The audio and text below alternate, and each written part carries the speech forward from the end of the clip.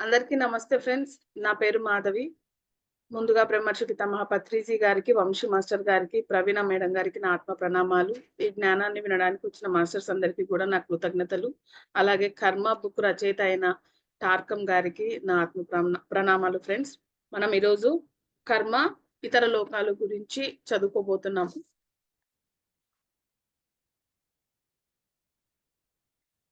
ఇతర లోకాలంటే ఏమిటి? మనకు ఈ భూమి, భూగోళం ఉంది. భూగోళం చుట్టూ దాని ఆకాశ శరీరం అనబడే విద్యుదయస్కాంత క్షేత్రం ఉంది. ఈ విద్యుదయస్కాంత అంటే క్షేత్రం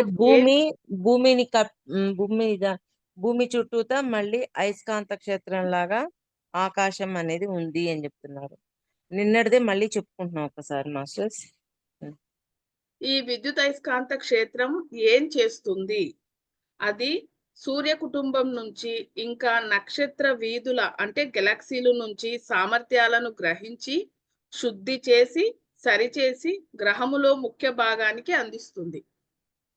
అంటే సూర్యగ్రహం నుంచి మిగిలిన నక్షత్ర మండలాలు, గెలాక్సీలు వీటన్నిటి నుంచి కూడా అన్ని తీసుకొని వాటిని మళ్ళీ సరిచేసి మళ్ళీ భూమి మీద మెయిన్ పాయింట్స్ కి అందిస్తూ ఉంటుంది. సూర్యునిలో పెంపుదలను, అభివృద్ధిని, వివేకాన్ని, మేధస్సును, కాంతిని అలా సృష్టించే ఎన్నో సామర్థ్యాలు ఉన్నాయి. సూర్యుల్లో అన్ని రకాలుగా ఉంది అని చెప్తున్నారు. ఇవన్నీ సూర్యుని నుండే వస్తాయి. ఆకాశ శరీరం మన గ్రహపు ప్రవేశ కేంద్రము. మీ ప్రాణమయ శరీర విషయంలో కూడా ఇంతే. మీ ప్రాణమయ శరీరం శక్తిని గ్రహించి దానిని భౌతిక శరీరానికి పంపుతుంది. అంటే ఆకాశం ఎలాగైతే సూర్యుడు, నక్షత్ర మండలాలు, గెలాక్సీలు వీటన్నించి నుంచి తీసుకొని సరిచేసి మనకు అందిస్తుందో అలాగే మన ప్రాణమయ శరీరం కూడా శక్తిని తీసుకుంటుంది. అంటే అన్నమయ కోసం, ప్రాణమయ కోసం, మనోమయ కోసం. ప్రాణమయ కోసం అంటే ఎథరిక్ లేయర్, అంటే మనం ధ్యానంలో కూర్చున్నప్పుడు విశ్వశక్తిని తీసుకుంటే భాగం అలాగా ఆ విశ్వశక్తిని తీసుకుంటుంది. సరే, ఆ విశ్వశక్తిని సరిగా తీసుకోవాలి అంటే భౌతికంగా ఉండే ఇంద్రియాలను సరి అయిన మాట, సరి అయిన చూపు, సరి అయిన వినికిడి, సరి అయిన అన్ని దృష్టి అన్ని సరైనవిగా ఉన్నప్పుడు మనం ఎప్పుడైతే ధ్యానంలో కూర్చుంటామో అంటే సరి అయినగా తీసుకున్నప్పుడు మన మనస్సు ప్రశాంతంగా ఉంటుంది. అప్పుడు మనకి ధ్యానం కుదురుతుంది. అప్పుడు ప్రాణమయ శరీరం ద్వారా మనకి కావలసిన శక్తిని తీసుకుంటూ ఉంటాము. అంటే ఈ భూమికి ఆకాశం ఎలాగ శక్తిని తీసుకుని ఇస్తుందో మన శరీరానికి, భౌతిక శరీరానికి ప్రాణమయ శరీరం అనేది అలా శక్తిని తీసుకుంటుంది అని చెప్తున్నారు. మీకు గాని ప్రాణమయ శరీరం లేకపోతే మీ శరీరంలోకి శక్తిని పంపే వ్యవస్థే ఉండదు. అది లేకపోతే మన శరీరంలోకి శక్తిని పంపించే వ్యవస్థే ఉండదు. అంతే కదా! మనం కొంచెం సేపైనా నిద్రపోనియండి, ధ్యానం చేయనియండి, ఆ విశ్వశక్తిని తీసుకుంటున్నాం. కానీ ధ్యానంలో ఎక్కువ తీసుకుంటాము. కానీ నిద్రలో కొంచెమే తీసుకోగలుగుతాము. మీ అందరికీ సూక్ష్మ శరీరం ఉంది. భౌతిక దేహానికి వచ్చే అనారోగ్యాలలో చాలా వాటికి సూక్ష్మ శరీరంలోని అలజడి ఫలితంగా అని భవిష్యత్తులో మనుషులు తెలుసుకుంటారు. ఓకే. మాది ఇంతవరకు చెప్పాక తర్వాత 2 రకాలు అని చదివావు. మూడో రకం నుంచి చదువు. ఈ ఫస్ట్‌ది ఒకరు ఎక్స్‌ప్లెయిన్ చేయాలి అనుకున్నాను. మూడో దాని నుంచి చదువు. 5 రకాలు, 2 రకాలు చదువుకున్నాం.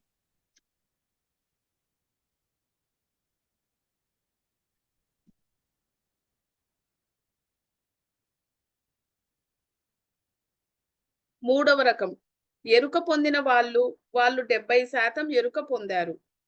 వాళ్ళు నిద్రించిన లేదా మరణించిన వెంటనే ఆకాశ తలంలో, సూక్ష్మ తలంలో, మనోతలంలో ఉంటారు. అంటే వాళ్ళు మరణించిన వెంటనే వెళ్ళిపోగలుగుతారు. వాళ్ళకి ఎరుకుంది. నిన్న మనం చెప్పుకున్నాం ఎరుక లేని వాళ్ళు 80%. అలాగా రెండో రకం ఏంటి?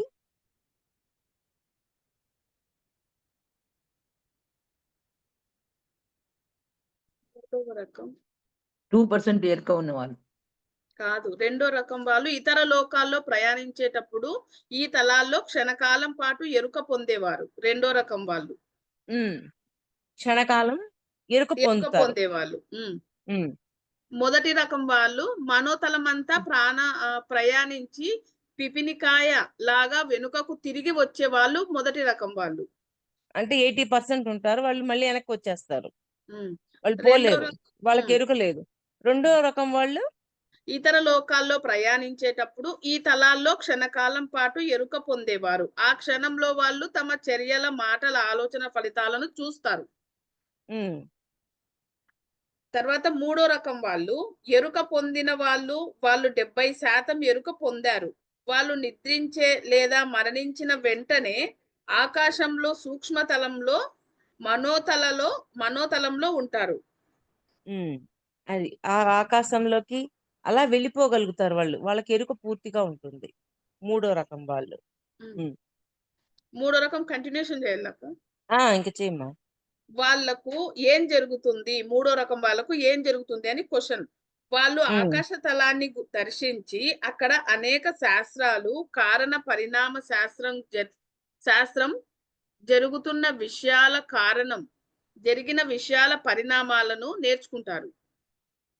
అంటే వాళ్ళు విశ్వమయ కోశంలోకి వెళ్ళి జరిగిన విషయాలను గురించి కూడా తెలుసుకోగలుగుతారు, జరగబోయే విషయాలను కూడా తెలుసుకోగలుగుతారు.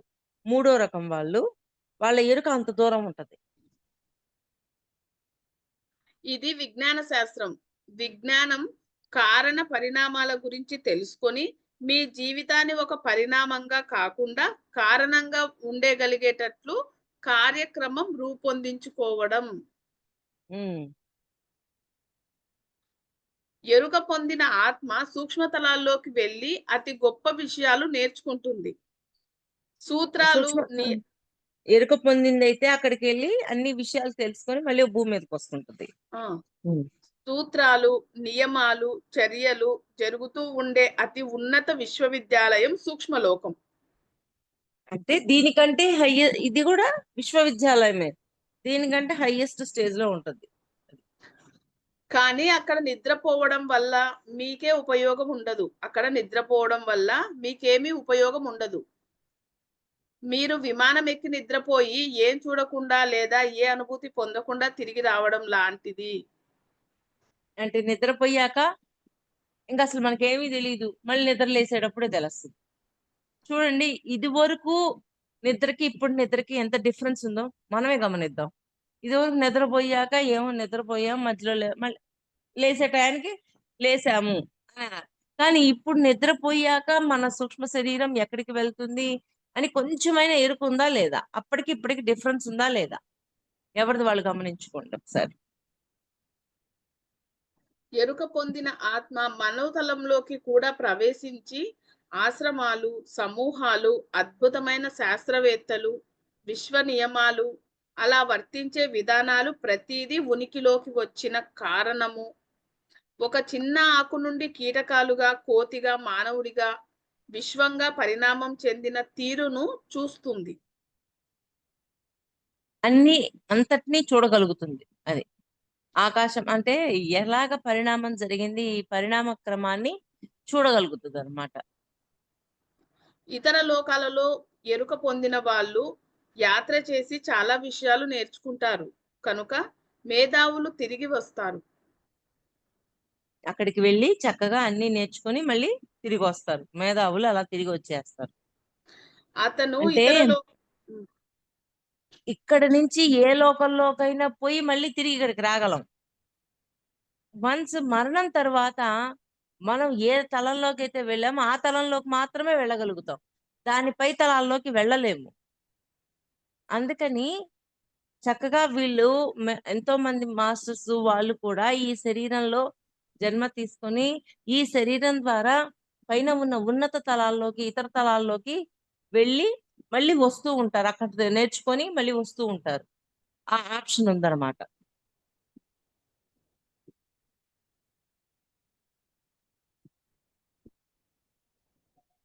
అతను ఇతర లోకాల్లో ఏదో ఒక తలంలో నేర్చుకుంటారు. కనుక మేధావులు తిరిగి వస్తారు. అతను ఇతర లోకాల్లోని ఏదో ఒక తలంలో 30 ఏళ్ల పాటు ఉంటే, ఆ 30 ఏళ్ళు భూమి మీద 3000 సంవత్సరాలతో సమానమవుతుంది. అంటే మనం నిన్న చెప్పుకున్నాం కదా, కాలమానం ఇక్కడ ఎలా ఉంటుందో అక్కడ ఎలా ఉంటుందో, హ్మ్. ఇక్కడ ఎక్కువ ఉంటుంది, అక్కడ తక్కువ ఉంటుంది. ఉన్నత తలాల్లో నేర్చుకోవడం చాలా వేగం. ఉదాహరణకు మీకొక కల ఉంది. అప్పుడు సమయం 9:30 అని చెప్పి మీరు నిద్రపోతారు. మీరు 9:32కు నిద్రలేస్తారు. మీరు 2 నిమిషాలు కల కనవచ్చు. అక్కడ కాలం, ప్రదేశము ఉండవు. ఆకాశ తలంలో భౌతిక తలం కంటే సమయం వేగంగా ఉంటుంది. కానీ ఆకాశ తలం కంటే అనుభూతిక తలంలో కాలం మరింత వేగంగా ఉంటే, మనోతలంలో కాలం అనుభూతిక ఉద్వేగ తలం కంటే వేగంగా ఉంటుందంట. ఒక్కొక్క దాంట్లో ఒక్కొక్క తలంలో ఎంత వేగంగా ఉంటుందో చెప్తున్నారు. హ్మ్. ఉమ్. మీ కల కనుక మనోతలంలో ఉంటే, మీ కలలో మీరు దాదాపు 300 సంవత్సరాలు దాటి ఉంటారు. ఉమ్. ఉమ్. ఇది నిన్నటి వరకు స్టాప్ అక్క. ఉమ్. నెక్స్ట్ అదే అనుభూతిక తలంలో ఉంటే 30 సంవత్సరాలకు చెందిన కలను ఆకాశంలో అయితే 10 సంవత్సరాల విషయాన్ని ఆ కలలో పొందపరచగలరు. లిస్ట్ చదువు ఒకసారి మళ్ళీ. ఉమ్. ఈ లెక్కలు కేవలం సంఖ్యలు. మీరు ఉన్నతంగా వెళ్లే కొద్దీ మీ వేగం పెరుగుతుందటక్క. ఉన్నతంగా ఉమ్. వెళ్లే కొద్దీ మీ వేగం పెరుగుతుంది. అంతే కాల కదా, మనోతలం, అనుభూతిక తలం, సూక్ష్మ తలం, ఇలా ఒక్కొక్క తలాన్ని దాటుతూ పోతున్నాం, వేగం పెరుగుతూ ఉంటుంది. పెరుగుతుంది. కాలరహిత స్థితి సంభవిస్తుందంటక్క. కాలమే లేని ఆ లోకంలోకి స్థితి. వెళ్ళిపోతాం. ఉమ్. ఉమ్. ఇంకా ఉంది ఇక్కడ. కానీ మీరు ఉన్నత తలాల్లో ఉన్నప్పుడు అక్కడ కాలం దాదాపు ఉండదట. ఉమ్. కాలమే ఉండదంట అక్కడ. అదే అదే. తర్వాత 4వ రకం. ఉమ్. 4వ రకం మనుషులు ఉన్నత లోకాలకు గాని ఉన్నత లోకాలను దాటి గాని వెళ్ళి తిరిగి రానే రారు. ఇంకా అక్కడ కాలం కూడా లేదు కదా, ఇంక రారు. ఉమ్. ఉమ్. వాళ్ళ కర్మ ఉమ్. తీరింది. వాళ్ళ కర్మ తీరింది. వాళ్ళ ఉమ్. బంధాలు, బాధ్యతలు తీరిపోయాయి. వాళ్ళు స్వచ్ఛతను పొంది చిన్న పిల్లలుండే గదిలాంటి మీ గృహానికి వీడ్కోలు చెప్పారు. ఉమ్. వాళ్ళ పరిణితికి ఈ చిన్న పిల్లలుండే చోటు ఏమాత్రం ఉపయోగపడదు కనుక వాళ్ళు ఎప్పుడూ వెనుకకు రానే రారు.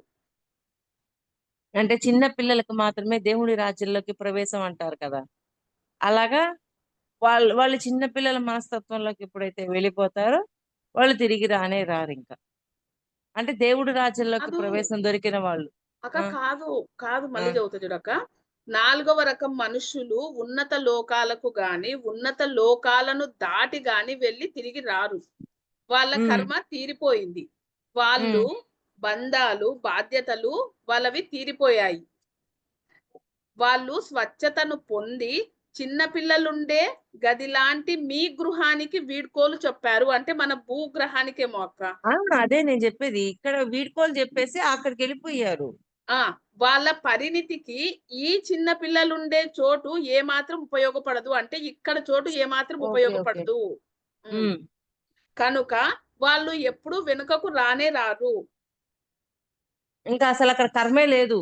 ఆ హ్మ్. లోకంలోకి వెళ్ళాక ఇంక తిరిగి రారు. రారు. అంటే ఇక్కడ హ్మ్. నేర్చేసుకున్నారు, అన్ని నేర్చుకొని ఆ తలంలోకి వెళ్ళిపోయారు. అంటే అక్కడికి వెళ్ళాక ఉమ్. మనం కర్మలు గట్రా ఇవన్నీ చేస్తుండేది ఇదంతా చిన్న పిల్లల ఆట అని వాళ్ళు లెక్కేసి చెప్తున్నారంటారా అక్క? ఆహా, ఇదంతా ఏమీ అంటే ఈ కర్మ చేస్తూ కూడా కర్మలో ఇరుక్కోకుండా ఈ గేమ్ లాగా ఆడగలిగే శక్తి అన్ని నేర్చుకోవడం అన్ని అయిపోయాక వాళ్ళు ఆ ఉన్నత తలాలను దాటి కర్మే లేని లోకంలోకి వెళ్ళిపోతారు. వెళ్ళిపోతారు. అవునక్క. వాళ్లకు ఇతర గ్రహాలు, ఇతర విశ్వవిద్యాలయాలు, ఇతర నక్షత్ర వీధులు అవసరం. అంటే అ ఈ గ్రహంలో పని అయిపోయింది నేర్చుకోవటం. హ్మ్. నేర్చుకోవడం అయిపోయాక ఇతర గ్రహాలు, నక్షత్ర మండలాలు ఇంకా అయన్నీ తిరగడం మొదలెడతారు మళ్ళీ.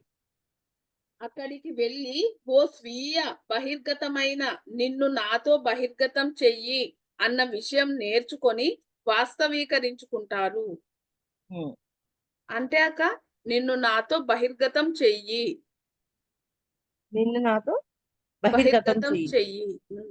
అంటే ఆ నేను అనే దాన్ని ఏంటో అర్థం చేసుకొని వాళ్ళు ఆ తలంలోకెళ్ళి అంటే ఆ ఆత్మ వెళ్తదేమో మరి. కింద ఇంకా ఉందక్క. ఈ కింద చదువు. విశ్వవిద్యాలయాలు, దర్శనాలు అన్నీ ఆ దైవం మీరే అని క్రమంగా గుర్తించి ఆ! వాస్తవీకరించుకోవటంలో మీకు సహాయపడతాయి. అంటే అంటే దైవంగా మారిన వాళ్ళు.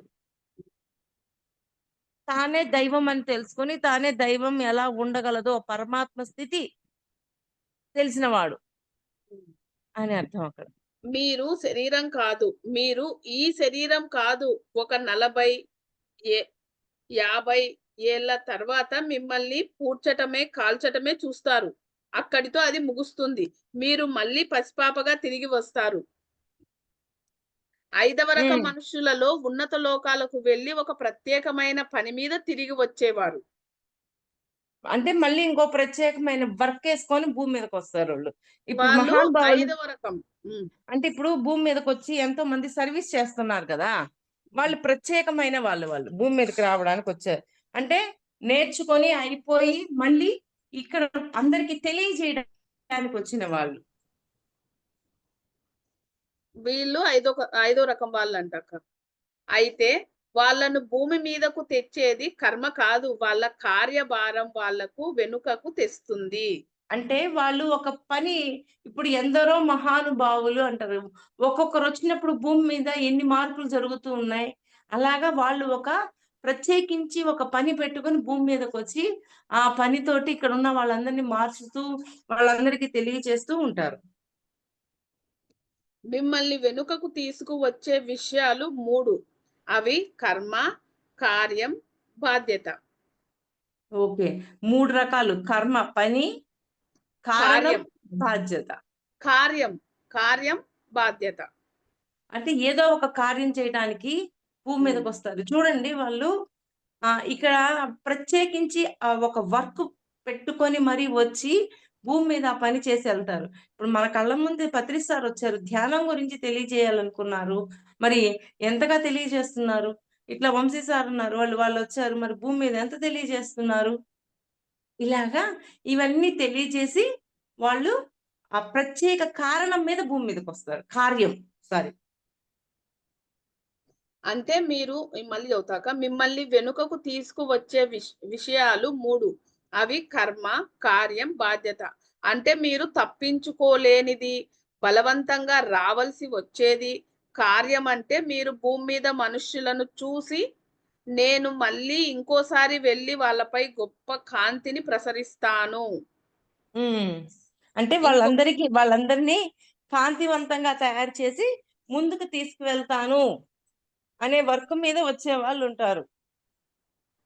ఇంకొకసారి అక్కడకు వెళ్లి వాళ్ళకు ఉదాహరణలా నిలుస్తాను. హ్మ్.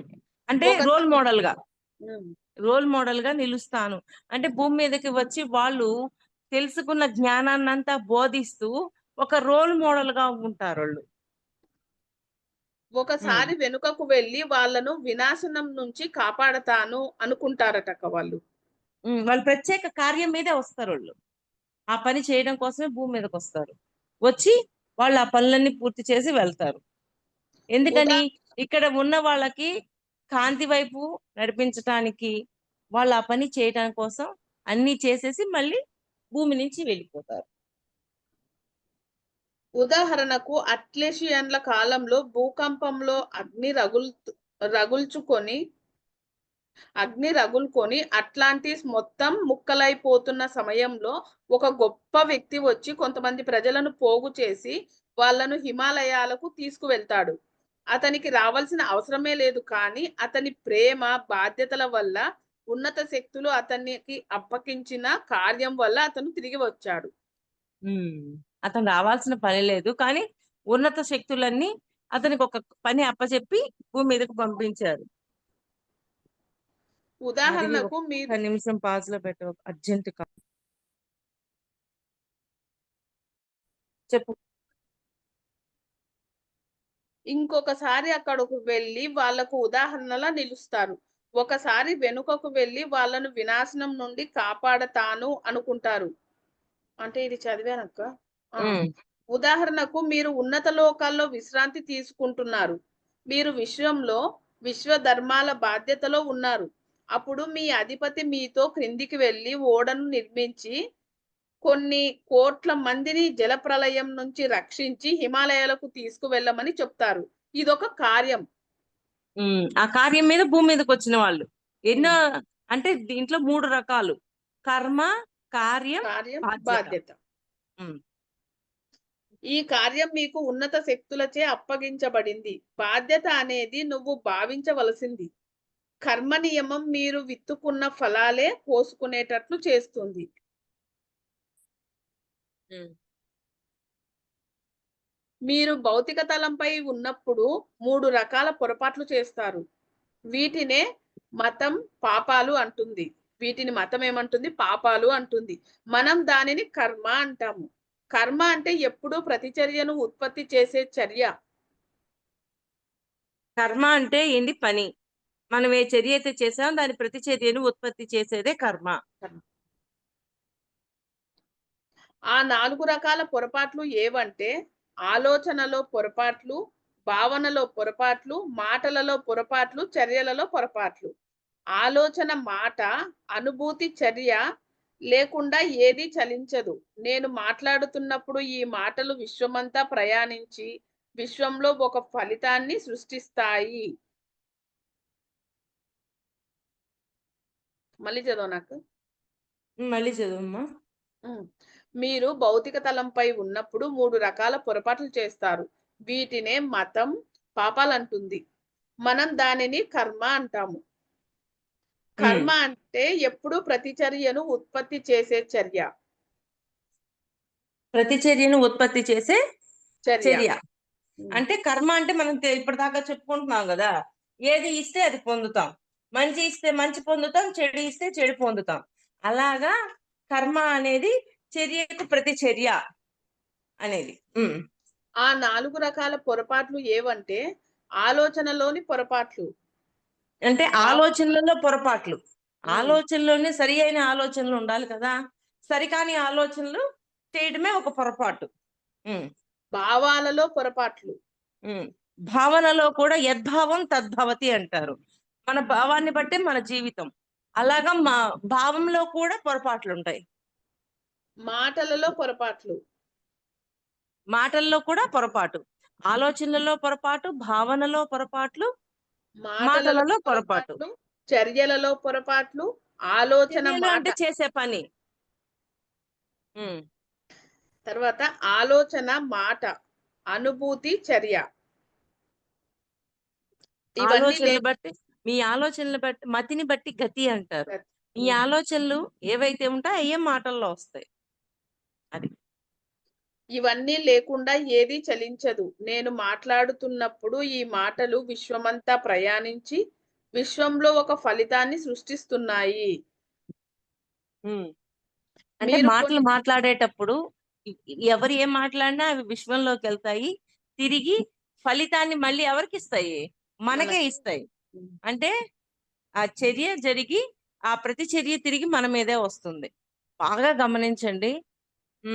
నిన్న ఒక మేడం అన్నారు అన్నాను కదా, వాళ్ళ బాబు బాగా తిడుతూ ఉంటాడు, చేస్తుంటాడు అనింది.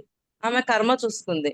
కర్మ చూసుకున్నాక కర్మలో కూడా ఇక్కడ వాళ్ళ బాబు ఏం తిడుతున్నాడో గతంలో ఈమె ఆ బాబుని అలాగే తిట్టింది. సేమ్ అయ్యే తిట్లు అని చెప్పింది. ఆహా, తిట్లు కూడా అయ్యేనా అన్న. అవును మేడం, సేమ్ తిట్లు మేడం. ఇప్పుడు మా బాబు ఏం తిడుతున్నాడో అక్కడ నేను అయ్యే తిడుతున్నాను ఆమెని. నాకు అర్థమైపోతుంది. చూడండి ఎంత ఉందో. మాటతోటి మనం విశ్వంలోకి రిలీజ్ చేసాం. ఒక బాణాన్ని రిలీజ్ చేసాం. అది ఎంత పవర్ఫుల్లో తెలుసా? తిరిగి మళ్ళీ వచ్చి మనల్ని కొట్టేది అది. ఎక్కడికి పోదు. ఉమ్. మీరు కొన్ని ఫలితాలను స్వీకరించినప్పుడు మీరు కూడా కొన్ని కారణాలను సృష్టిస్తారు. అంతే కదా, కారణాలను సృష్టించకుండా ఏమి ఉన్నాం కదా. ఉమ్. ఉదాహరణకు ఇక మీదట దొంగతనం చెయ్యొద్దు అని నేను మీకు చెప్తే మీరు నేను చెయ్యను అన్నారనుకోండి. ఆ నియమాన్ని పాటించడం ద్వారా మీరు ఒక కారణంగా మారుతారు. అంతే కదా, నియమాన్ని పాటించడం ద్వారా మీరు ఒక రోల్ మోడల్ అవుతారు. ఆ తర్వాత మీరు ఎన్నడూ దొంగలించలేదు. ఒక కారణంగా మారారు. అంటే ఏదైతే చెప్తున్నామో, ఆ చెప్తున్న దాన్ని మనం ఆచరించాలి. అందుకే చెప్తున్నాం. ఇప్పుడు చూడండి క్లాసులు చెప్తూ ఉంటాం. చెప్తూ ఉన్నాక ఇంటికి పోయాక సేమ్ అదే పరీక్ష మనకెదురవుతది. ఇప్పుడు అక్కడ చెప్పొచ్చావు గదా! ఇప్పుడు ఆచరించు అని చెప్పి మన మనస్సు చెప్తుంటది. అలాగా ఏది చెప్తున్నామో అది ఆచరించడానికి మనం తయారైపోతాం. అంటే వాళ్ళు చెప్పారు, మనం విన్నాం. దొంగతనం ఇంకా చెయ్యను అని. ఆచరణలో పెట్టేసాం. పెట్టేసాక దాన్నే చెప్తూ ఉంటాం. ఇంకా ఎటువంటి పరిస్థితుల్లో నా దొంగతనం చెయ్యలేము. మీరు ఆ పరిణామాన్ని తీసుకొని, దానిని అవగాహన చేసుకొని, దానిని కారణంగా మార్చారు. దాంతో మీరు కొత్త కారణంతో మీరు మీ జీవితాన్ని మార్చుతుంటారు. హ్మ్. మార్పొచ్చిందా లేదా? అంతకుముందు దొంగతనం చేసేవాళ్ళు, హ్మ్. ఇప్పుడు దొంగతనం చేయటం లేదు. దొంగతనం చేయటం లేదు అన్నప్పుడు వాళ్ళ జీవితంలో ఎంత మార్పొస్తది? ఎంత ప్రశాంతతొస్తది? అంతకుముందు దొంగతనం చేయటం వల్ల ఆ డబ్బులు ఎవడికి అవసరమో వాడి అవసరానికి తగ్గట్టుగా వాడి దగ్గర ఉంచుకుంటాడు. వీళ్ళు దొంగతనం చేయటం వల్ల ఆ డబ్బులన్నీ పోతాయి. వాడెంతో బాధపడతాడు. ఆ బాధ మళ్ళీ వీడికి తిరిగొస్తుందా? రావట్లేదా? అదే దొంగతనమే చెయ్యనప్పుడు ఇంకెందుకుంటది? వాడి పెయిన్ ఉండదు గదా! తీసేది లేదు కాబట్టి బాధ గూడా లేదు. అది.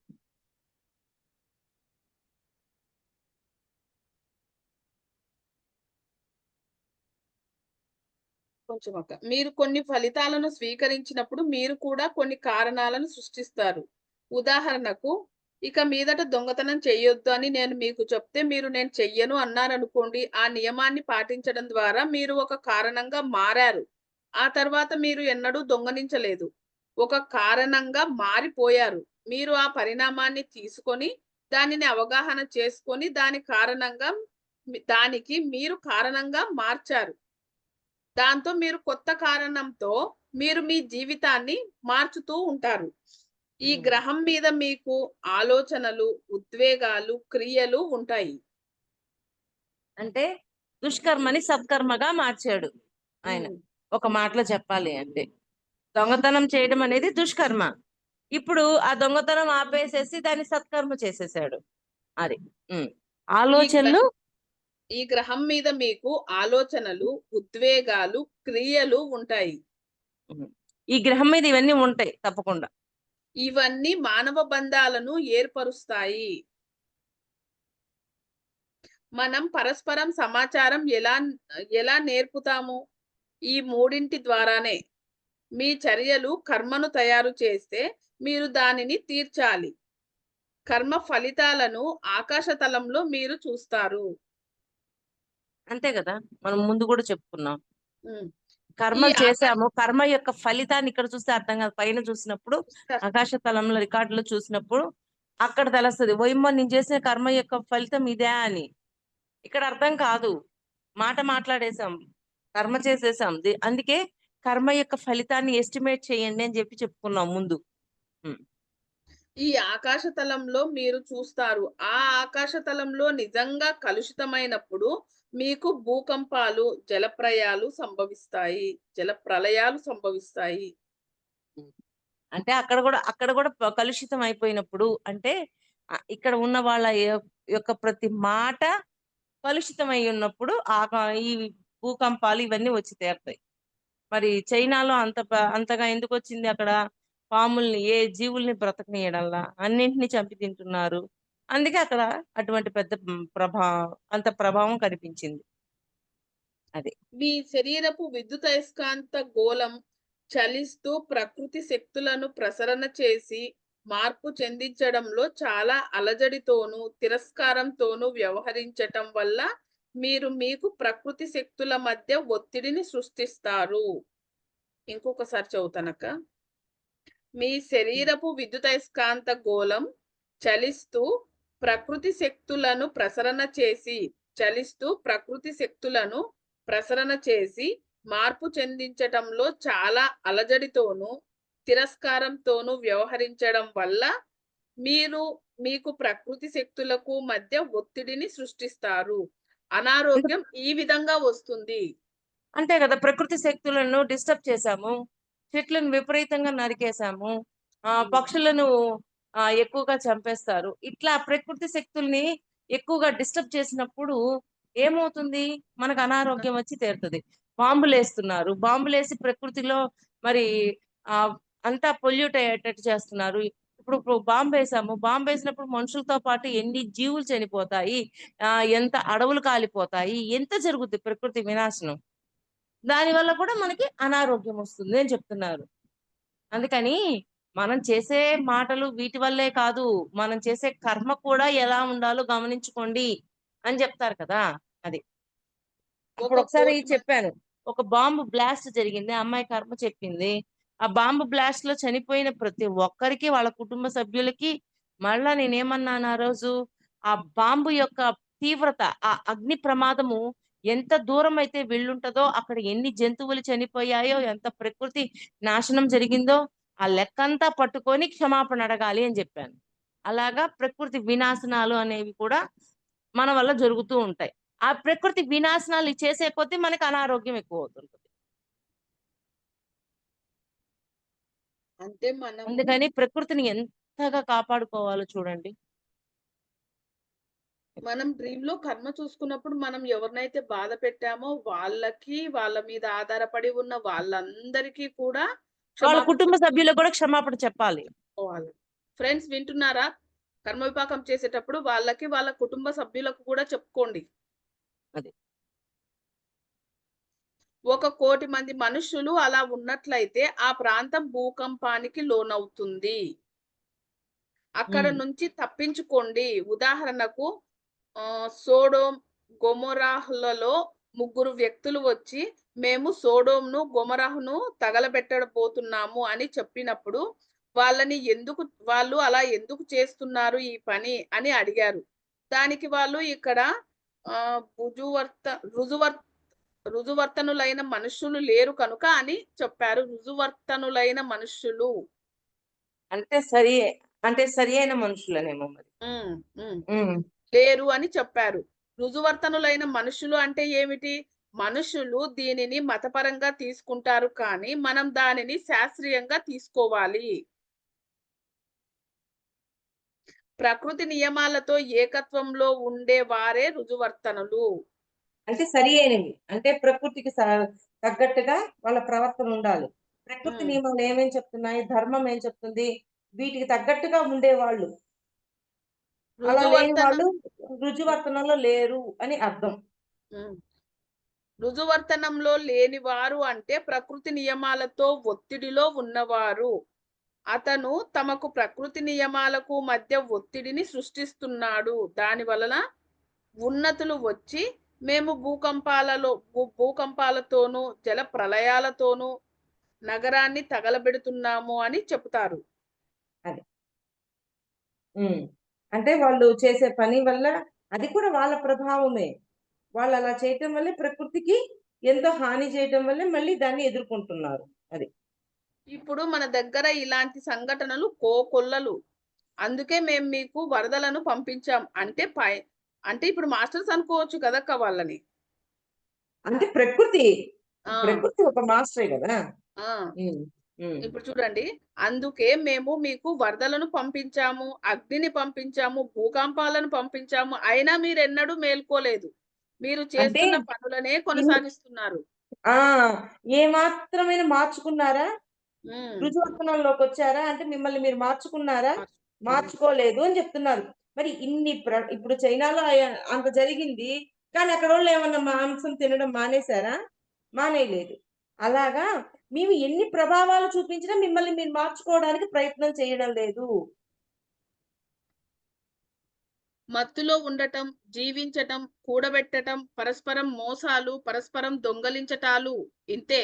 సూక్ష్మ శరీరం అతి సున్నితమైనది. హ్మ్. ఇవన్నీ చేయటంతో అదే జరుగుతూ ఉంది. హ్మ్. సూక్ష్మ శరీరం అతి సున్నితమైనది. మీకు గాని దివ్య దృష్టి ఉంటే చలిస్తున్న ఒక మనిషిని చూడండి. అంటే చలిస్తున్న అంటే పని చేస్తున్న ఒక మనిషిని చూడండి. అతని సూక్ష్మ శరీరాన్ని పరిశీలించండి. అతని అనుభూతులు, ఆలోచన, ఊహ, దృశ్య దర్శనం అన్నీ అతని విద్యుదయస్కాంత క్షేత్రాన్ని, సూక్ష్మ శరీరపు రంగు, రూపును క్షణ క్షణానికి ఎలా మార్పు చెందుతాయో ఎలా అంటే మార్పు చెందుతాయి అద్భుతంగా మారిపోతూ చూడవచ్చు. ఉంటది. కోపం వచ్చినప్పుడు ఆరా ఒక విధంగా ఉంటది. ప్రశాంతంగా ఉన్నప్పుడు ఒక విధంగా ఉంటది. కక్షతో ఉన్నప్పుడు ఒక విధంగా ఉంటది. అలాగా ఆరా రంగులు మారిపోతూ ఉంటాయి. అలా అద్భుతంగా చూడవచ్చు అని గొప్ప ఋషులు చెప్తారు. హ్మ్. మన అనారోగ్యాలు చాలా వరకు మన సూక్ష్మ శరీరం మీద, జీవ విద్యుదయస్కాంత క్షేత్రం మీద ఆధారపడి ఉంటాయి. హ్మ్. మన జీవితం అంతా జీవ విద్యుత్ అయస్కాంత క్షేత్ర ప్రతిబింబమే. భవిష్యత్తులో మనకు జరగబోతున్న దానిని ఆరా చూపిస్తుంది. అంటే మనల్ని బట్టి మన ఆరా ఉంటది గదా! కోపము, ద్వేషం ఎక్కువైతే ఆరా కలర్‌లు మారిపోతూ ఉంటాయి. దాన్ని బట్టి ఫ్యూచర్ ఏదో మనమే ఎస్టిమేట్ చేసుకోవచ్చు అని చెప్తున్నారు. ఉదాహరణకు నేను నీ గురించి చెడుగా ఆలోచించాను. అది ఒక చర్య. మీ శరీరంలో వేల కొలది అణువులు, కణాలు అలజడి చెంది మీరు నీరసంగా ఉండి మరునాడు మీరు పనికి వెళ్ళలేరు. పనికి ఇబ్బంది కలిగింది. సరే. మీ బదులు అక్కడ ఉండటానికి వచ్చేసరికి ఒక ప్రమాదం జరిగింది. ఆ ప్రమాదం వలన మీ యజమాని రూ. 15,000 నష్టం వాటిల్లింది. దాంతో వాడికి పిచ్చి కోపం వచ్చి ఇంకొకళ్ళని కొడతాడు. అతను ఆ మనిషిని గాయపరిచినప్పుడు దాన్ని సరిచేయటానికి ఎంతో మంది న్యాయవాదులు అసత్యం చెప్పడం ద్వారా ధనం పొందుతారు. ఆ ధనం వాళ్ళ పిల్లలకు ఇవ్వబడింది. ఆ పిల్లలు ఆ న్యాయవాదులు అసత్యం చెప్పడం ద్వారా తెచ్చిన ధనంతో జీవిస్తారు. ఆ జీవితంలో వాస్తవికత లేదు. మీరిప్పుడు దానిని జీవితంలో ప్రత్యక్షీకరింపబడే ముందు ఆకాశతలంలో చూడగలరు. మీరు అంత గొప్ప శాస్త్రవేత్త కాగలరు. కాకపోతే చూడగల కన్ను దివ్య దృష్టిని అభివృద్ధి చేసుకోవాలి. ఒక స్టోరీ అక్క. అది నిదానంగా చదువు. మాస్టర్స్ నిదానంగా వినండి. ఒకదాని తర్వాత చైన్ సిస్టమ్‌తో ఎంత దూరం వెళ్ళిపోయిందో. అంటే ఆఫీస్‌లో మేనేజర్ అరుస్తాడు. మేనేజర్ అరిచేసరికి అతనొచ్చి ఇంట్లో భార్యని అరుస్తాడు. భార్య పిల్లల్ని అరుస్తది, కుట్టుద్ది. ఇంకో పిల్లలు ఏం చేస్తారు? పెట్ డాగ్స్ వేటి మీద ఉంటాయి కదా! వాటి మీద ప్రభావం. ఇలా ఒకదాని తర్వాత ఒకటి ప్రభావం చూపిస్తూ ఉంటారు. అలాగా ఒక ఎగ్జాంపుల్ చక్కగా చెప్పారు. నిదానంగా చదువు మాధవి. మన జీవితం అంతా జీవ విద్యుదయస్కాంత క్షేత్రం ప్రతిబింబమే. భవిష్యత్తులో మనకు జరగబోతున్న దానిని ఆరా చూపిస్తుంది. ఉదాహరణకు నేను నీ గురించి చెడుగా ఆలోచించాననుకోండి. అది ఒక చర్య. మీ శరీరంలో వేల కొలది అణువులు, కణాలు అలజడి చెంది మీరు నిజంగా నీరసంగా ఉండి మరునాడు మీరు ఒక్క పనికి నిమిషం. వెళ్ళలేరనుకోండి. ఒక్క నిమిషం. ఏమవుతుంది? ఎప్పుడైతే ద్వేషం వస్తుందో మన శరీరంలోని ప్రతి అణువులోనూ శక్తిని కోల్పోతాం. అంటే ఆ శక్తిని కోల్పోవడానికి ఎవరు కారణం? మనమే మన కారణం. నీరసించిపోయాం. రోజు పనికెళ్ళాలి. పనికి ఏం చేసాం? ఆగిపోయాం. హ్మ్. పనికి ఇబ్బంది కలిగింది. సరే.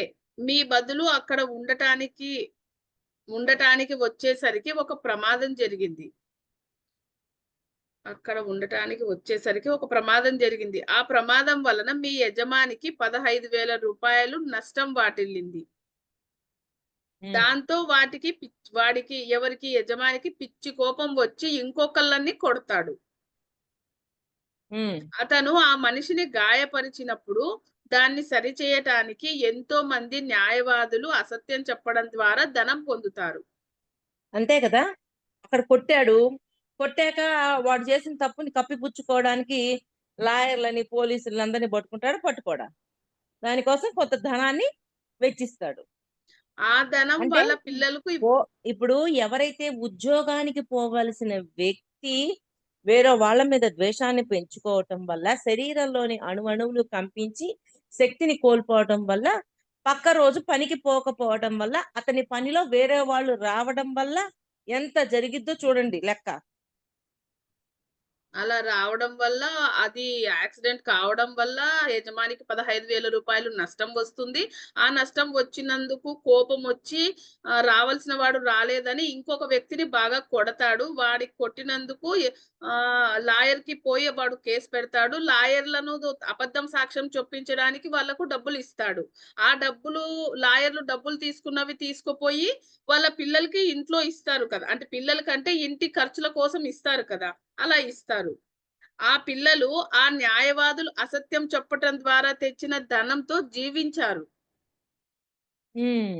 ఆ జీవితంలో వాస్తవికత లేదు. ఆ జీవితంలో వాస్తవికత లేదు. చూడండి అబద్ధం ఎక్కడి చెప్పిన నుంచి డబ్బులు. ఎక్కడికి పోయిందో. ఆ! మీరు ఇప్పుడు దీనిని జీవితంలో ప్రత్యక్షీకరించబడక ముందే ఆకాశ తలంలో చూడగలరు. అంటే అది వాస్తవ రూపం దాల్చక ముందే మీరు ఆకాశ తలంలో చూస్తే మీకంతా అర్థమైపోద్ది అంటున్నారు. ఆ! మీరు అంత గొప్ప శాస్త్రవేత్త కాగలరు. కాకపోతే చూడగల కన్ను, దివ్య దృష్టిని మీరు అభివృద్ధి చేసుకోవాలి. అంటే చర్య యొక్క ఫలితము మనం చేసే కర్మ యొక్క ఫలితము ఎలా ఉంటుందో వాస్తవాన్ని మీరు ఆకాశిక్ రికార్డు అక్కడ ఆకాశ తలంలో చూడగలిగినప్పుడు అంతే అర్థమవుతది గదా! ఎలా ఉండాలి? ఎలా ఉండకూడదు అనేది. అందుకని అన్ అక్కడ చూడండి అని చెప్తున్నారు. అది చూడడానికి మీకు దృష్టి ఉండాలి అని జెప్తున్నారు. అంటే మీ దివ్య దృష్టిని మీరు పెంచుకోండి అని హ్మ్. చెప్తున్నారంటారా అక్క? హ్మ్. దివ్య అప్ దృష్టి పెంచుకున్నప్పుడు హ్మ్. ఓహో! ఈ ఫలితం ఇలా ఉంటదా? ఓకే. నేనిప్పుడు ఈ మాట ఆ! మాట్లాడబోతున్నా. ఈ మాట యొక్క ఫలితం ఎలా ఉంటుంది? హ్మ్. అది. అక్ అక్కడ ఫలితం ఏది ముందొస్తుందో అనేది మీరు ముందే ఎరుకతో ఉంటారు కాబట్టి, మీరు ముందు మీ దివ్య దృష్టిని పెంచుకోండి. ఓకే అక్క. హ్మ్. జీవితపు ముఖ్యమైన లక్ష్యం. అంటే ఒక మాట ఎంత వాల్యుబుల్లో అర్థం చేసుకో. హ్మ్. ఎలా పడితే అలా మాట్లాడడం గాదు. నోరుంది గదా! అని లబలబలబా మాట్లాడటం కాదు. వాక్కు ఎలా ఉండాలి? సరియైన వాక్కుండాలి. దివ్యత్వంతో కూడిన వాక్కుండాలి. అది. అయినా అక్క మనము మాట్లాడే మాట మనకు కరెక్ట్ అనిపిస్తుందేమో కానీ, అది ఎదుటి వ్యక్తులకు వాళ్ళు ఎలా తీసుకుంటే అది అలా అనిపిస్తుంది కదక్క. ఇప్పుడు నేను బాధగా వాళ్ళకేం అనలేదు. కానీ అయ్యని వాళ్ళు కాదు. నువ్వు మాట్లాడిన మాట యొక్క ఫలితం ఎలా ఉంటుందో ఎస్టిమేట్ అక్కడ ఆకాశ తలంలో ఎస్టిమేట్ చెయ్యండి అని చెప్తున్నారు. ఆ దివ్య దృష్టి ఉన్నప్పుడు ఫాస్ట్‌గా చెకింగ్ జరిగిపోయి మాటలు బయటకొస్తాయి. ఓహ్! దివ్య దృష్టి పెంచుకుండే కొద్దీ మాట ఫాస్ట్‌గా చెకింగ్ జరిగి బయటకొస్తది. అది అది కూడా ఒక ఎక్సర్‌సైజే నన్నడిగితే. హ్మ్. జీవితపు ముఖ్యమైన లక్ష్యం ధనం సంపాదించటం, తినటం, తాగటం కాదు. అవన్నీ మంచివే.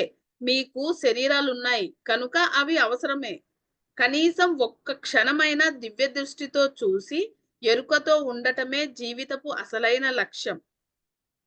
చూడండి ఆయన ఎరుక అని కొట్టుకుంటున్నాడు. మీకు ఎరుక లేకపోతే మీరు నిద్రపోయిన తర్వాత మత్తులోనే ఉంటారు. నిద్ర లేసినట్టే ఉంటారు. అంటే ఎరుక ఉండాలి అంటున్నాడు. నిద్రపోయేటప్పుడు కూడా. నిద్ర పోయేటప్పుడు ఎరుక లేకపోతే ఒక మత్తులో ఉన్నట్టు ఉండి మళ్ళీ లేస్తారు నిద్ర అంతే. ఇంకేం లేదు.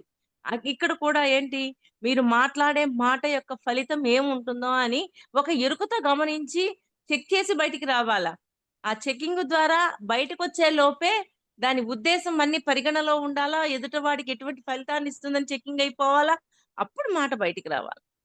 ఇదంతా రావాలంటే మీకు దివ్య దృష్టి పెరగాల. ఎంత పనుందో చూడండి. అయితే కానీ మనం ఎప్పుడైతే అలా ఉండాలి అనుకుంటామో ఏదో ఒక రోజుకి అది సాధిస్తాం. అలా ఉండాలి అని అనుకోకపోతే అసలు సాధించడం అనేదే ఉండదు. హ్మ్. మీరు ఆకాశతలం చేరిన వెంటనే మీ చర్యల ఫలితంగా ఇక్కడ ఏం జరుగుతున్నదో దానినే చూస్తారు. సూక్ష్మ తలంలోనూ, మనోతలంలోనూ కూడా అదే సత్యం.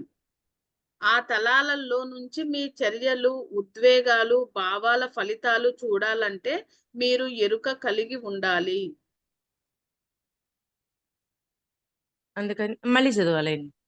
హ్మ్. ఒక క్షణమైన దివ్య దృష్టితో చూసి ఎరుకతో ఉండటమే జీవితపు అసలైన లక్ష్యం. మీరు ఆకాశ ఒక్క క్షణమైనా చెప్తున్నాడాయన. హ్మ్. హ్మ్. మీరు ఆకాశతలం చేరిన వెంటనే మీ చర్యలు ఫలితంగా ఇక్కడ ఏం జరుగుతున్నదో దానిని చూస్తారు. ఉమ్. సూక్ష్మ తలంలోను మనోతలంలోను కూడా అదే సత్యం. ఆ తలాలలో నుంచి మీ చర్యలు, ఉద్వేగాలు, భావాల ఫలితాలు చూడాలంటే మీరు ఎరుక కలిగి ఉండాలి. ఇందాక ఎగ్జాంపుల్ చదివావు చూడు, ఒక మనిషి ఎదుటి మనిషి మీద ద్వేషం పెంచుకొని, అది మళ్ళా ఒక్కసారి చదువు మాల్యం.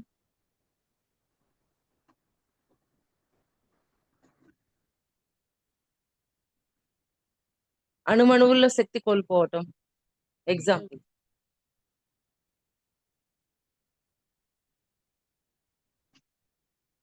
అతని బదులు ఇంకొక వ్యక్తి పనికి వెళ్తాడు. అక్కడ అండి 3వ లైన్ చూడండి. ఉదాహరణకు నేను మీ గురించి అని ఉంటుంది. రెండో పేరు ఫస్ట్ది కాకుండా రెండో. మన జీవితంలో దానికి 3వ లైన్ చూడండి. ఉదాహరణకు నేను మీ గురించి చెడుగా ఆలోచించాను. వినిపించిందా అండి? వినిపిస్తుంది మేడం. రుజువర్తన అంటే ఏమిటి? దివ్య అంత దృష్టి. దూరం పోలా, ఇంకా కిందే ఉంది. ఇప్పుడు చదివిందా కొంచెం పైనే కదా. ఉమ్. సరే వదిలేసి చదువు.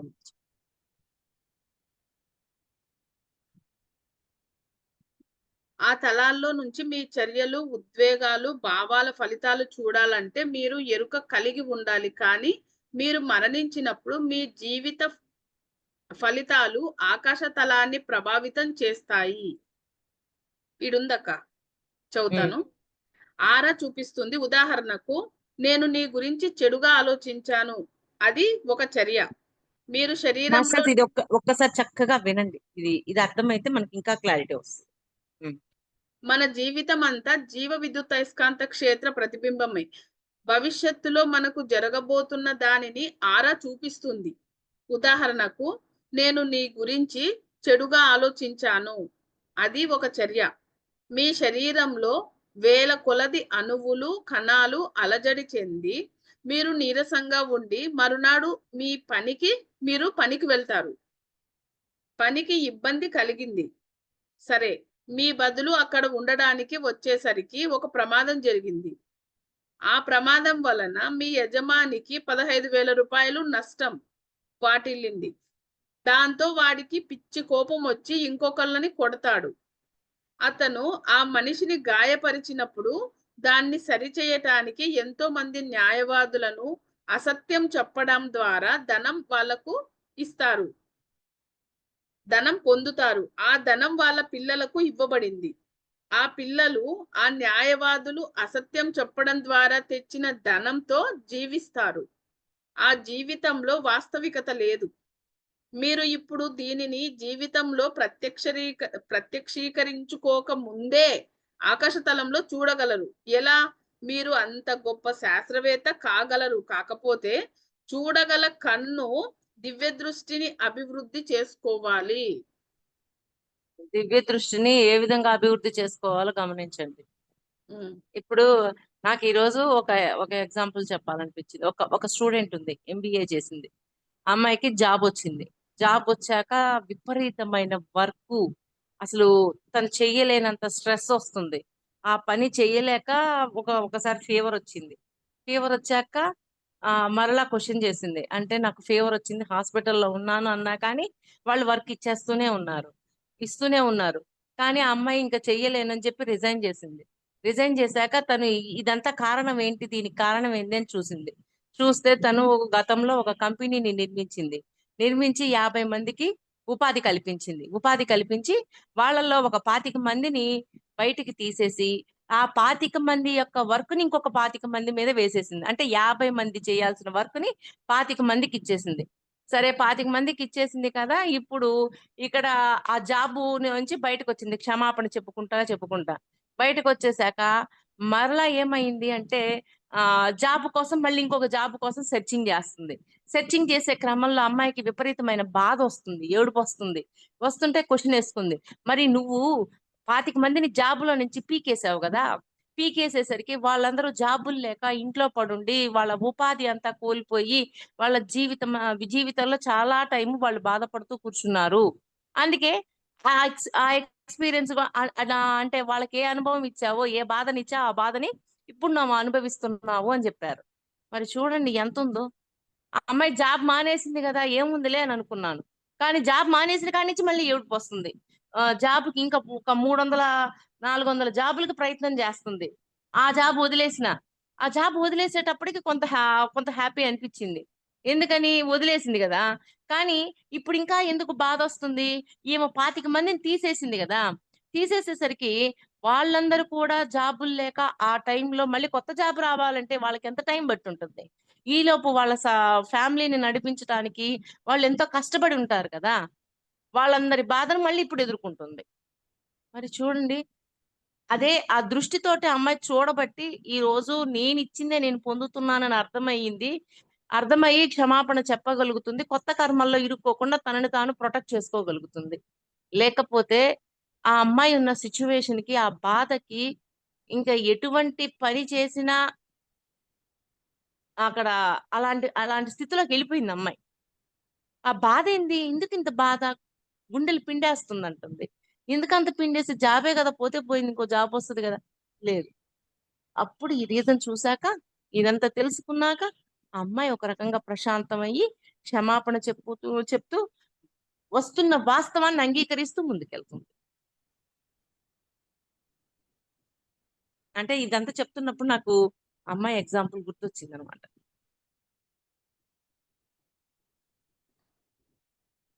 ఆ తలాల్లో నుంచి మీ చర్యలు, ఉద్వేగాలు, భావాల ఫలితాలు చూడాలంటే మీరు ఎరుక కలిగి ఉండాలి. కానీ మీరు మరణించినప్పుడు మీ జీవిత ఫలితాలు ఆకాశ తలాన్ని ప్రభావితం చేస్తాయి.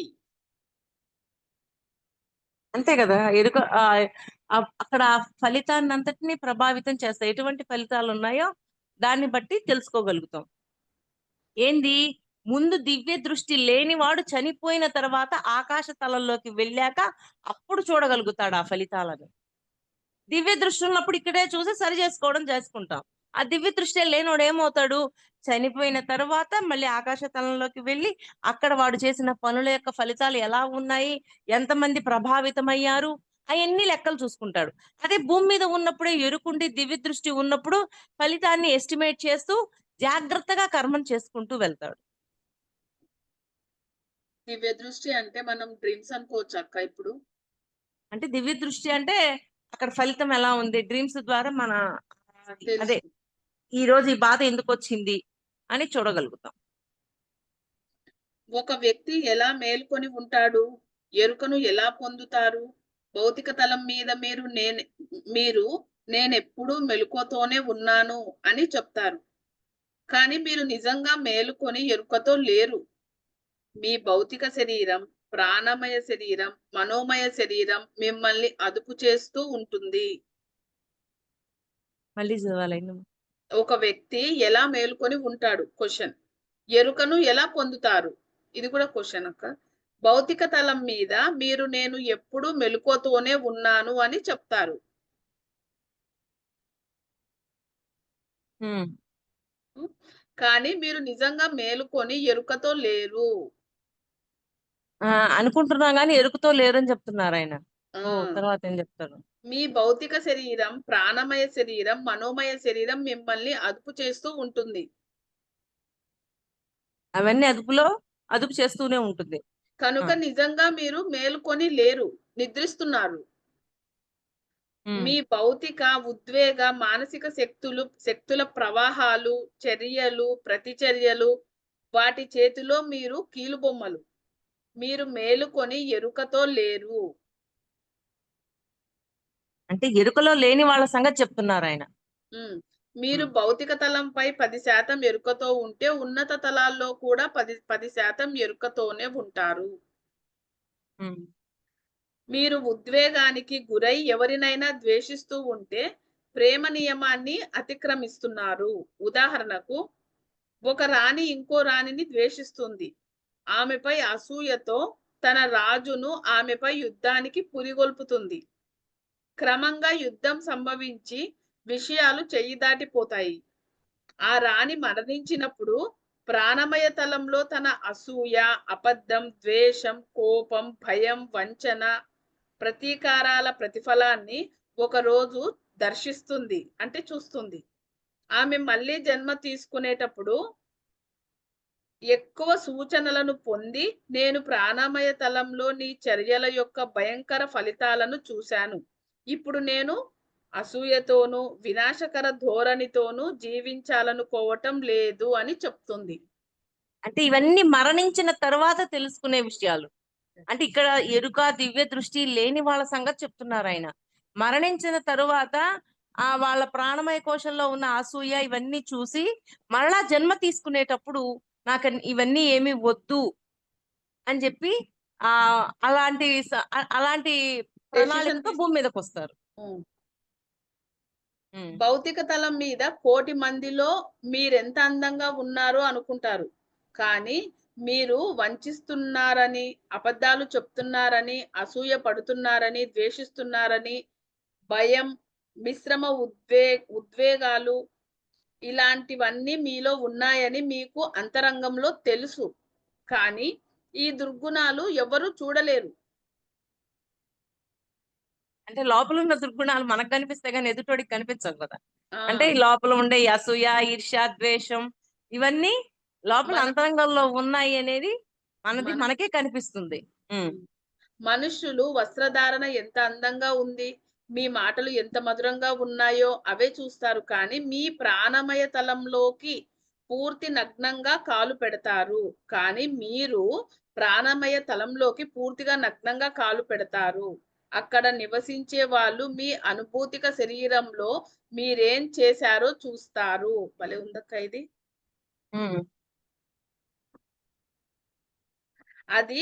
అది మరీ భయంకరం. అది ఇంకో నరకం. మీరు మిమ్మల్ని ఎంత మాత్రమో దాచుకోలేరక్కడ. ఉదాహరణకు ఒక మనిషి తన శరీరంపై చాలా గాయాలు ఉండి శరీరం శిథిలమైనా అతను చక్కగా దుస్తులు ధరిస్తే ఆ గాయాలు ఎవరికీ కనిపించవు. కానీ దుస్తులు తీసేస్తే ప్రతి ఒక్కరూ ఆ శరీరాన్ని చూస్తారు. అనుభూతిక తలంలో ఉండే వారికి అనుభూతిక విషయమంతా తెలియజేస్తుంది. అది చాలా మందికి ఘోరమైన ఆవిష్కరణము. అంటే ఇప్పుడు వస్త్రాలు ధరించి లోపల ఉన్న గాయాలని ఎలాగా కనిపించకుండా చూసామో, మనం పైకి మేకప్ వేసుకొని మంచి వస్త్రధారణతో ఉండి ఇవన్నీ చేసి లోపల ఉన్న ఈ ఈర్ష్య, ద్వేషం, అసూయలు కనిపించకుండా చేస్తున్నాము. అవి గాని చూడడం మొదలు పెట్టారే అనుకోండి, అవన్నీ ఎక్కడి నుంచి బయటపడతాయి? ఒక్కొక్కసారి మన మాటల్లో కూడా బయటపడతాయి. అది. అంతేనా? మళ్ళీ చదువుతానక్క. మళ్ళీ ఇంకో క్లారిటీ అండి. మనుషులు వస్త్రధారణ ఎంత అందంగా ఉంది, మీ మాటలు ఎంత మధురంగా ఉన్నాయో అవే చూస్తారు మనుషులు. కానీ మీరు ప్రాణమయ తలంలోకి ప్రవేశించినప్పుడు పూర్తిగా నగ్నంగా కాలు పెడతారు. ప్రాణమయ తలంలో ప్రవేశించినప్పుడు మీరు పూర్తిగా నగ్నంగా కాలు పెడతారు. అక్కడ నివసించే వాళ్ళు మీ అనుభూతిక శరీరంలో మీరేం చేశారో చూస్తారు. అక్కడ ఆ తలంలో ఉన్న వాళ్ళకి మనం ఏమి చేస్తున్నామో అర్థమైపోతూ ఉంటది. పైనున్న మాస్టర్స్ కొంతమంది మనం చేసే ఆలోచనలు కూడా పట్టుకోగలిగే శక్తి ఉంటది వాళ్ళకి. అందుకని వాళ్ళు మీరు నగ్నంగా ప్రవేశించినప్పటికీ ఏమి ధరించి అంటే మొత్తం ధరించి ప్రవేశించిన, నగ్నంగా ప్రవేశించిన మీ ప్రాణమయ తలంలో మీరు ఎటువంటి భావాలతో, ఎటువంటి గుణాలతో ఉన్నారో వాళ్ళకి అర్థమైపోతుంటది. అంటే మీ ఉద్దేశం మీ పరిగణలో ఉన్నా కూడా మాస్టర్స్ మళ్ళీ చెకింగ్ చేస్తూనే ఉంటారు. వాళ్ళ ఆలోచనలు బట్టేస్తారు తెలుసా. అందుకే కదా ఆలోచనలు, భావాలు, భావోద్వేగాలు, చేస్తున్న కర్మ అన్నీ మీ రికార్డులో ఉంటాయి. అంటే ముందు చాప్టర్ లో అంటారు కదా టార్కం గారు, మీ మెదడులో ఒక భాగము గణితం, అంటే గణితానికి సంబంధించింది, ఈ లెక్కలన్నీ దాంట్లో ఉంటాయి అని చెప్తారు. అది మరీ భయంకరం. అది ఇంకో నరకం. అంటే ఎదుట వాళ్ళకి అర్థమైపోతున్నాము అన్నప్పుడు ఇంకా నరకం కదా మనకి. నిజమే కదక్క. మనం అందంగా ఉన్నాము అనుకుంటే ఒక లెక్క, లోపల ఉన్నవన్నీ ఇక్కడ ఎవరికి కనిపించకపోయినా పైన పోయిన మాస్టర్లు వాళ్ళు లోపల ఉన్న విషయాలు కూడా వాళ్ళకి తెలిసిపోతున్నాయి అంటే ఇంకా వాళ్ళు చెప్తూ ఉంటారు. వాళ్ళు చెప్తూ ఉన్నప్పుడు వామ్మో నేను ఇంతున్నానా, నా లోపల ఇంతుందా, అని అర్థమై మరీ నరకం. నరకం నరకం. అంటే ఏదో కాదు, అదే నరకం. హ్మ్. అది ఇంకొక నరకం. మీరు మిమ్మల్ని ఎంత మాత్రము అక్కడ దాచుకోలేరు. ఉదాహరణకు ఒక మనిషికి తన శరీరంపై చాలా గాయాలుండి శరీరం ఛిద్రమైపోయినా అతను చక్కగా దుస్తులు ధరిస్తే ఆ గాయాలు ఎవరికీ కనిపించవు. కానీ దుస్తులు తీస్తే ప్రతి ఒక్కరు ఆ శరీరాన్ని చూస్తారు. అంటే అనుభూతిక తలం. అక్కడ, అక్కడ ఉండే వారికి అనుభూతిక విషయమంతా తెలుస్తుంది. అది చాలా మందికి ఘోరమైన ఆవిష్కరణము. అంతే చాలమ్మా. చాలా ఉమ్.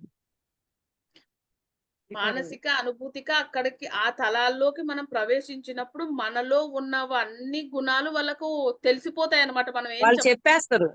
అప్పుడు ఆ! తెలుస్తది. అప్పుడు కనిపిస్తది మనకి నరకం.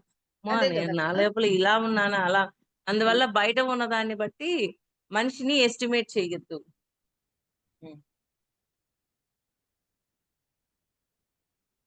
రికార్డింగ్